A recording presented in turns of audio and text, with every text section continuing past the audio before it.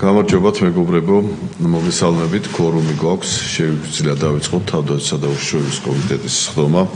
ჩვენ გასახილველი გვაქვს მხოლოდ ერთი საკითხი, რომელიც ეხება საქართველოს პარლამენტის რეგლამენტის 104 მუხლის თანახმად კომიტეტმა უნდა იმსჯელოს მეათე მოწვევის ფარგლებში დაინიცირებული პროექტების გაგრძელების მიზანშეწონილობასთან დაკავშირებით და აქედან გამომდინარე ვთხოვთ დავამტკიცოთ აღნიშნული დღის წესრიგი.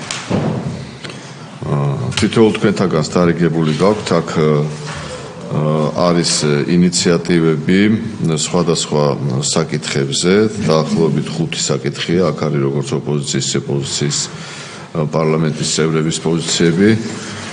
ჩვენ რა თქმა უნდა, გვქონდა შესაბამისი კონსულტაციები კომიტეტებთან და მინდა კენჭისყრაზე დავაყენო აღნიშნული საკითხების მიზანშეუწონილობის შესახებ. ხუთივე საკითხი კი, ხუთივე საკითხი.